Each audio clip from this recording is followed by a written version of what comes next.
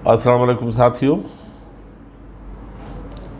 आज हमारे साथ हैं सैयद इब्रार रिजवी साहब, जो पाकिस्तान पीपल्स पार्टी का अनमोल सरमाया है। उनकी सियासी ज़िंदगी का आगाज़ तो बहुत पहले था, जब नैब था। सियासी कारकुन बुनियादी तौर पर थे। उसके बाद पाकिस्तान पीपल्स पार्टी की बुनियाद जब कायद-ए-आज़म शहीद ज़ुल्फ़िकार अली भुट्टो ने रखी, तो इब्रार रिजवी साहब पाकिस्तान पीपल्स पार्टी में शामिल हुए। सियासी कारकुन भी हैं, सहाफ़ी भी हैं। उनकी पार्टी के लिए कुर्बानियाँ भी बेशुमार हैं। और पाकिस्तान पीपल्स पार्टी के, मैं ये कहूँगा कि पाकिस्तान पीपल्स पार्टी के हर कारकुन को जनाब इब्रार रिजवी साहब पर फ़ख्र है, साबित कदम हैं। कभी उनके कदम न जेल से डगमगाए, न किसी और सूरत हाल से। जेल गए तो बहुत खुशी से गए, वापस आए तो बड़े मान से आए। अस्सलाम वालेकुम इमरान साहब। वालेकुम सलाम जनाब। सर, कैसी ज़िंदगी गुजरी जब पहली बार जेल गए? तो पहले हमें ये बताएं कि पार्टी की रुकनियत जब 67 में भुट्टो शहीद ने बुनियाद रखी, वहाँ से शुरू होते हैं हम। मेरा भुट्टो साहब से, डॉक्टर साहब, उससे पहले रोमांस किया था। अच्छा। रोमांस की वजह उनकी बेबाकी थी, और क्योंकि हम सियासी कारकुन थे, लेफ्ट की सियासत करते थे, NSF से चले थे, DSF हमारे सामने बैन हुई थी, और वही लेफ्ट का जो खुराक मिली हुई थी, वही परवान चढ़ रही थी। मेरे सामने नैब के 3 टुकड़े हुए। बादशानी ग्रुप हो गया, वली ग्रुप हो गया, मजदूर किसान पार्टी बन गई। वली खान के साथ मैं इसलिए नहीं गया कि वो सरदारों का ग्रुप था, और दूसरे इख्तलाफात भी, जैसे ज़हनी तौर पे हमारी बादशानी को पसंद करते थे, इसलिए कि वो, लेकिन बादशानी साहब ने भी कुछ ऐसी डंडियाँ मारी कि वो चल नहीं सके फिर आगे। भुट्टो साहब यहाँ से जा रहे थे लाहौर, जून का महीना था, मैं 1966 की बात है। तो हम लोग उन्हें रेलवे स्टेशन पर सी ऑफ करने के लिए गए। हमें देख के मुस्कुराए सब। फर्स्ट क्लास में बैठे हुए थे, एयर कंडीशन में, लेकिन शीशा वीशा खोला हुआ था। और फिर जब उन्होंने इधर उधर नज़र डाली तो चेहरे पे थोड़ी सी तनाव आया। उन्होंने कहा, आप लोग मुझसे मिल के निकल जाओ, यहाँ पर तुम्हें गिरफ्तार कर लेंगे। हमने कहा, नहीं, हम इनके हाथ नहीं पकड़ाई देते, बेफिक्र हैं आप। ट्रेन चल पड़ी। डॉक्टर साहब, वो ट्रेन नहीं चली थी, वो पीपल्स पार्टी का आगाज़ करनी था। आप कहेंगे ये क्या बात कर रहे हो? इसलिए कि लाहौर स्टेशन पर एक अज़्दहाम उनका इंतज़ार कर रहा था। माशाअल्लाह। और वो तारीख़ का पहला अज़्दहाम था लाहौर स्टेशन पर, किसी रहनुमा का इतना बड़ा इस्तकबाल कि छत के जंगलों पर भी लोग तने हुए उसके ऊपर टंगे हुए थे।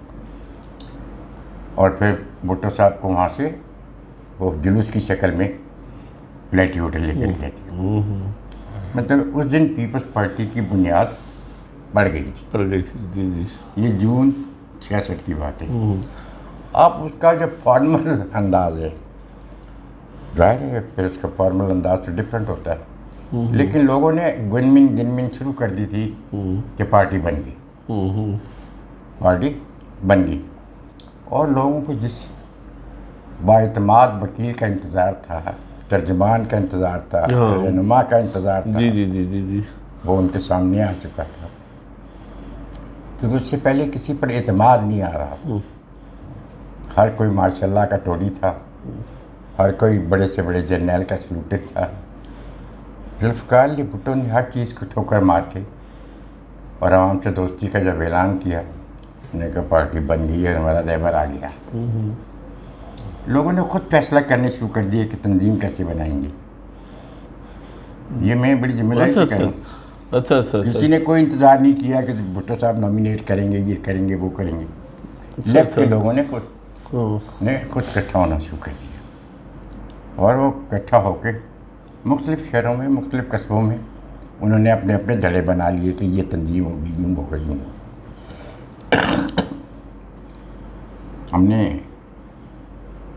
हम जरा कुछ डिफरेंट लोग थे, इकट्ठे थे।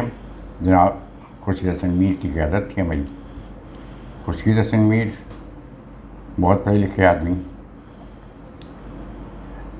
रॉयल कॉलेज के पढ़े हुए, फिर अलीगढ़ से ग्रेजुएट हुए हुए, फिर बड़े सीनियर लॉयर। फिर लेफ़्ट में नाम था उनका कि पिंडी से अगर कोई लेफ़्ट की नुमाइंदगी करता है तो उनमें खुर्शीद हसन मीर टॉपर थे। फिर हमारे साथ जावेद हकीम कुरैशी थे, हाशमी साहब थे और दोस्त थे बहुत सारे। अगर वो लिस्ट बड़ी लंबी बनेगी। इन दोस्तों ने अपनी जगह काम करनी। हमने भुट्टो साहब को इस्लाम पिंडी बुलाया। एक तंजीम होती थी एप्रोवेशन सॉलिडारिटी कमेटी, अच्छा अच्छा अच्छा, जिसके सरबराह थे मलिक मेराज खालिद जी। हमने उन्हें उस प्लेटफॉर्म पर बुलाया। सारे होटलों ने इनकार कर दिया, सारे वडेरों ने इनकार कर दिया कर देने से। रेस कोर्स के रोड पर एक बड़े आदमी के साथ एक उसके लेवल के, लेकिन उससे गैर सियासी और सियासी मिला जुला सा आदमी था, शेख नसीर साहब। उन्होंने कहा यहाँ कर दिया। उनको कोठी बड़ी थी। हमने वहाँ पर स्टेज बनाया, सब कुछ किया। भुट्टो साहब ने वहाँ पर खिताब किया और कहा जो बातें मैं आज आपसे अंग्रेज़ी में कर रहा हूँ, 1 साल बाद भी ये बातें उर्दू में आपसे करूँगा। अच्छा, ये बातें 1 साल बाद में उर्दू में करूँगा। आज मेरी मजबूरी है कि मैं उर्दू में इसमें। अब जो यहाँ का लेफ्ट का तबका था, जो प्रेस क्लब बैठता था, जो मुख्तलिफ होटलों में बैठता था, उन्होंने फैसला कर लिया कि पीछे तंजीम बन गई। नुमाइंदगी के लिए लाहौर मीर साहब चले गए। अच्छा, नुमाइंदा हो गए और मीर साहब को इतनी अहमियत मिली हमारे पिंडी के हवाले से कि कई कमेटियों के, स्कूली कमेटी के, मंशूर कमेटी के और कई कमेटियों के वो मेंबर बने। और जो इब्तदाई डिक्लेरेशन लिखा गया उसमें भी वो शरीक थे। तंजीम बन गई। मीर साहब बगैर किसी नोटिफिकेशन के आर्मी डिवीज़न के सरबराह थे। खामखा वो मतलब है, आप जेल में बैठे हुए हैं और आपने कहा यार तंजीम बनानी है, तो वहाँ एक साहब बैठे हुए, उन्होंने कहा मीर साहब से रब्ता कर लो, हो जाएगा। सही बात। आज तक मैं कोई बैठा हो तो कहा मीर साहब से रब्ता कर लो, हो जाएगा। मीर साहब यहाँ के मदारुल-माम बन गए। हम जवान थे। मैं मीर साहब के साथ COP के ज़माने से था। COP समझते होंगे आप, माज़ मिल्लत की जो बनी थी। अच्छा, मेरी इत्तेफाक से मेरी हैंड राइटिंग अच्छी थी, उर्दू की, अंग्रेज़ी की भी। मैंने जी की नींव पर तख्ती से काम किया हुआ था। आपकी राइटिंग बहुत अच्छी। तो वो हम प्रेस रिलीज बनाते, मीर साहब कहते जाओ, इकबाल भट्ट साहब होंगे जंग में, उन्हें जाकर दे दो। वो भी कश्मीरी थे। बिल्कुल बिल्कुल। तो वो कहते मीर साहब ने मेरा सलाम कहना, ठीक है। वो खबर चुकी। उस हवाले से हम इधर आगे से इतलात की तरफ, वो हमारे पे स्टैंप लग गई। जी जी जी। दूसरी जमात तो कई लोग भी थे, बड़े मजबूत लोग थे, बड़े काबिल एहतराम लोग थे। अब नाम लूँगा तो किसी का रह जाएगा, तो कुछ दिल सिकनी की बात है। लेकिन मोहतरम बड़े जज्बाती लोग, बड़े कमिटेड लोग थे अपनी अपनी जमातों के साथ COP में। लेकिन डंडी मारने वाले, बिकने वाले भी अंदर ही बैठे होते हैं, इनके चेहरे नज़र बहुत बाद में आते हैं। मरला गुजर गया, हमने तंजीम बना ली। तंजीम इस तेज़ी से बनी कि अच्छा, एक बड़ा कमाल जनाब भुट्टो साहब का और उनकी याददाश्त का कमाल। वो तकरीबन 15 दिन में एक दफ़ा पिंडी आते थे कराची से, और यूँ बैठे हैं जब बात कर रहे हैं, क्या हाल है, ठीक हो, करिए, कितनी वार्ड कमेटी हैं? अच्छा। हमने कही 15। जब हमने उन्हें बताया कि हमारी 130 वार्ड कमेटियाँ, तो कहते हैं ना। अच्छा, मुझे उचित पता लगा कि वार्ड कमेटी क्या चीज़ होती है। वार्ड कमेटी असल वो तस्बीह की मोती हैं जिससे तस्बीह मुकम्मल होती है, और जब तस्बीह मुकम्मल हो जाए तो फिर आसान हो जाता है। जब हमने इलेक्शन लड़ा तो आप यकीन मानेंगे गिरबान पकड़ रहे थे पोलिंग एजेंट के लिए कि मैं बनता। फिर ये फैसला होता था कि भाई 10 बजे तक तू बैठेगा, 2 बजे तक के बैठेगा। अच्छा। शाम को रिजल्ट ये लेगा, ये सियाने। अच्छा, ज़बरदस्त। जी, इस सूरत हाल। लेकिन उससे पहले हमारे अंदर जब ये सूरत हाल देखी तो उस वक्त एक वज़ीर साहब होते थे, नवाबजादा शेर अली। अच्छा। वज़ीर इत्तलात भी थे और जर्नैल भी थे, इस तरह और भी लोग थे। उन्होंने हमारे यहाँ इंसर्शन की। अच्छा। एक साबिक MPA को हमारे साथ शामिल कर दिया, इसलिए केस कैप्चर करो, इसे तोड़ो। ये क्योंकि रिपोर्ट तो उनके पास भी जाती थी ना, जिस तरह से तंजीमें बन रही हैं गली गली में। और इतना सा शहर है, बकरा मंडी से हमारा हल्का होता था पहले, ये फैज़ाबाद से लेके बकरा मंडी तक। अच्छा। तो यहाँ से कम से कम 20 किलोमीटर बनता है। जी, इतनी बड़ी तंजीम बन गई इनकी, तो मेजर असलम जान को उन्होंने एंटर किया। अच्छा अच्छा। मेजर असलम जान साबिक MPA थे अयूब खान के दौर के। उन्होंने कद बन गया कि जी उनके जो चेले चांटे साथ मिले, उन्हें कहा हमें कैंडिडेट की ज़रूरत नहीं, कैंडिडेट आ गया। ये साजिश करके कि असेंबली का चंदावा बंदा आ गया, हमारे इलेक्टेबल आ गया। भाई हम कैसे कबूल करेंगे इलेक्टेबल को? हमारा इलेक्टेबल तो खुर्शीद हसन मीर है। हाँ बिल्कुल ठीक है। हमारे इलेक्टेबल तो दूसरे जो 2 साल से धक्के खा रहे थे। सही बात है। उस पर उन्होंने मतवाजी वार्ड कमेटियाँ बनानी शुरू कर दी। अच्छा अच्छा अच्छा। अब जो बाहर रह गए थे और अज़दहाम को देख रहे थे वो परेशान हो गए, उन्होंने कहा ये क्या हुआ, हम पीछे रह गए। उन्होंने उनका दामन पकड़ लिया, तूफान मच गया, क्रॉस खबरें छपी, भुट्टो साहब तशरीफ लाए, साथ जनाब जेल तशरीफ लाए। उससे पहले एक हमारी 2-4 मीटिंग हुई, तो एक मीटिंग में मैंने एक तजवीज़ दी। कहने लगे क्या भाई? मैंने कहा ये कहते मादनामा बनाएं और भुट्टो साहब को पेश कर दें। कहना अच्छा बनाओ। मैंने बनाया, पढ़ा उन्होंने, चलो दुरुस्त है। अब इसकी कॉपियाँ कौन करेगा? वो मैं करता हूँ। तो मैंने स्टेंसिल लिखा हाथ से। स्टेंसिल का कलम भी कुछ जानता था। जी जी जी।